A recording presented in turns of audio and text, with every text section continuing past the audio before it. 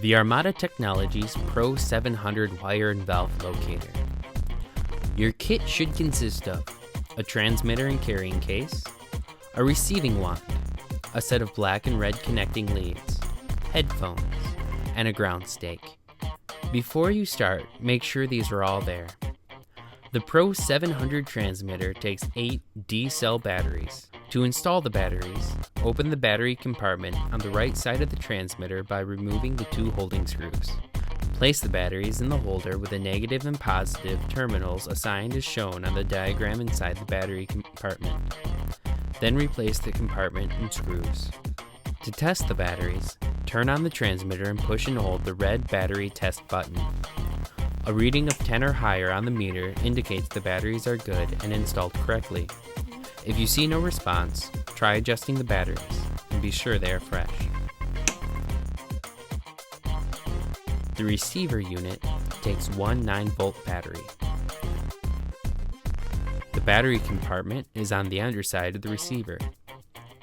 To install the battery, remove the 2 screws in the battery compartment cover.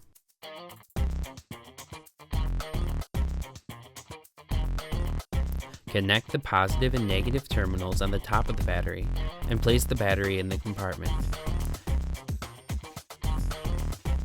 Then replace the cover and screws.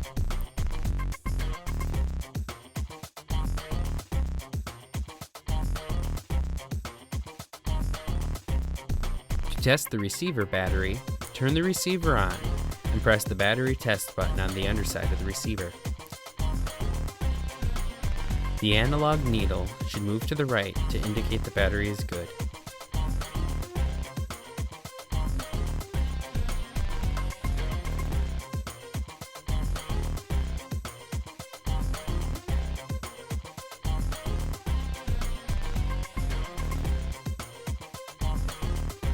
To connect the headphones, plug them into the headphone jack on the underside of the receiver.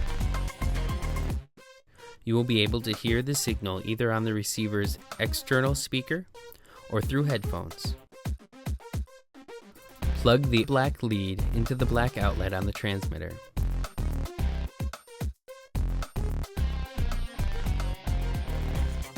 And plug the red lead into the red outlet.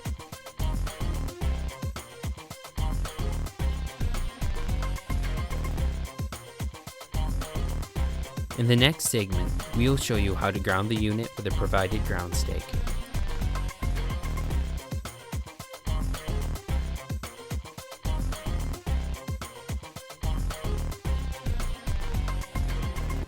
Before connecting the ground, make sure the transmitter power is off. The Pro700 could cause damage to the clock if it's on, and not voltage protected, so be sure to unplug it first. Also, disconnect the common wire. And don't connect the transmitter to any circuits over 120 volts. You may need to use a length of wire to extend out to your grounding stake. If the black lead reaches your ground stake, you can clip the connector directly to the stake.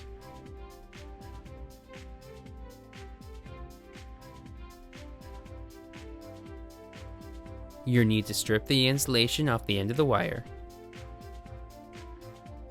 Then connect the black connector to the wire that leads to the ground. Don't use common grounds such as pipes or electrical grounds. It's important that the ground stake be in the soil and independent.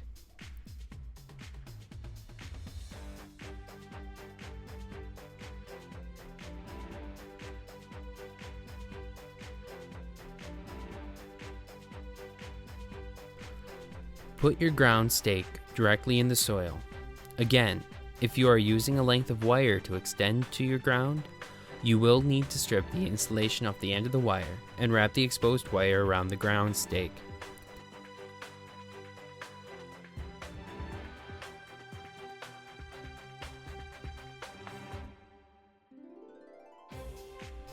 Then push the ground stake down to ensure the best possible ground. Choose which wire you'd like to trace and disconnect it from the clock. Then connect the red lead to the wire you want to trace. Turn the transmitter on and adjust the power output knob to increase the power until you achieve a reading between 4 and 8. The good ground is crucial. If you can't achieve a reading of 4, turn the unit off and repeat the grounding process. And now you are ready to use the Pro700.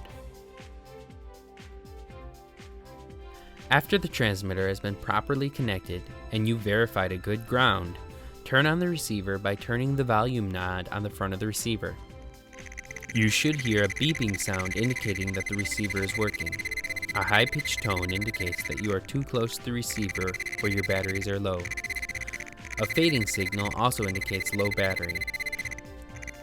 Begin tracing where the clock wires enter the ground.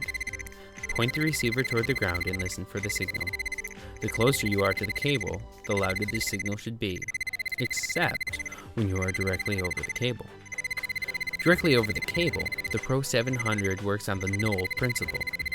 This means that the signal is null or stops when the receiver is directly over the cable.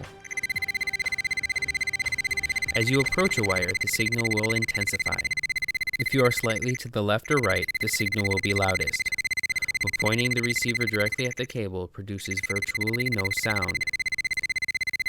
In this way, you will know the exact location of the wire or cable being traced. Follow the null signal to trace the path of the wire. For best accuracy, keep the wand perpendicular to the ground. The volume control on the front of the receiver controls the volume for both the headphones and the external speaker. The analog meter on the front of the receiver will indicate the reception level visually. You can also find the approximate depth of the wire. First, trace the path of the wire. Then step to the left or the right of the wire path and hold the receiver at a 45-degree angle, pointing toward the wire. Find the angle that produces the null signal and use that angle, along with the wire position, to triangulate an approximate depth.